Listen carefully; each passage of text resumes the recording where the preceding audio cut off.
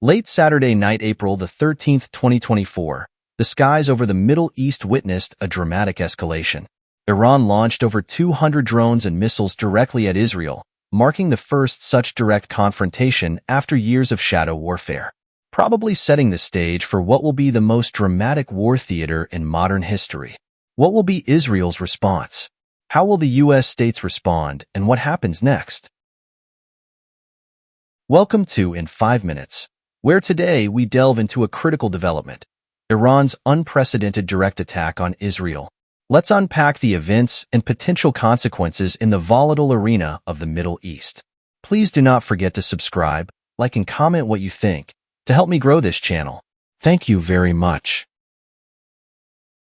As expected, the Iron Dome lit up the night sky, intercepting incoming threats, supported by the U.S. and UK naval warship in the vicinity. Cities like Tel Aviv and Jerusalem were filled with the sound of air raid sirens. This massive assault was not just an isolated event, but a response to a series of multiple events and conflicts involving proxy wars through Syria, Iraq, and Yemen.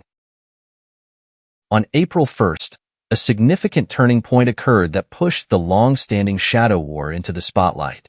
An Israeli airstrike targeted a building in Damascus. Looking in from the outside, you will think it just any building, but it wasn't. It housing a key diplomatic and military personnel from Iran. The strike was pinpointed and devastating. It resulted in the death of General Mohammad Reza Zahedi, a senior figure within Iran's elite Islamic Revolutionary Guard Corps, and 8 other officers. General Zahedi was not your everyday military officer. It is on record that he was a crucial architect of Iran's military operations in Syria and its liaison with Hezbollah and other proxy groups. General Zahedi's role was pivotal. He was responsible for coordinating significant Iranian activities in the region, from logistical operations to strategic planning and direct military engagements. His loss was perceived not just as a tactical setback for Iran, but as a stark provocation, a call-out for Iran to show its hand or be quiet and show its hand it did, bring the world and the Middle East to as close the threat of a real war as possible. General Zahedi was a linchpin in Iran's network across Syria and Lebanon. His death sends a strong message from Israel to Iran about its readiness to strike high-value targets, directly challenging Iran's military presence in Syria. Tehran reacted strongly to the assassination. The killing of such a high-ranking official was a direct challenge to Iran's regional ambitions and an act that could not go unanswered without risking perceived weakness. Iran's retaliation was almost guaranteed, for the reasons its regional ambition but also for its domestic ruling class. Iran could not be seen to be weak against Israel. It is this backdrop that has set the stage for their unprecedented direct attack on Israeli soil.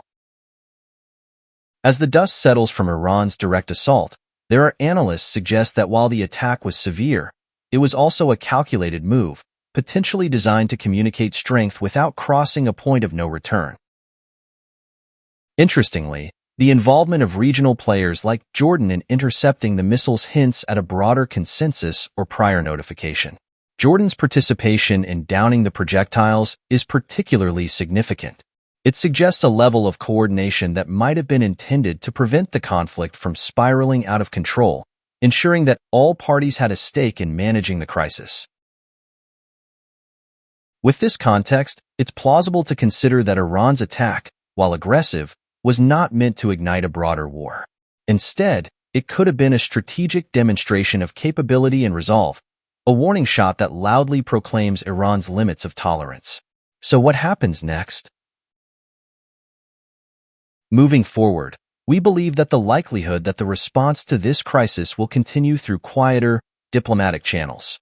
As the nations involved are keenly aware of the catastrophic potential of a full-scale war in the Middle East, and are likely to pursue de-escalation discreetly to maintain regional stability and international security.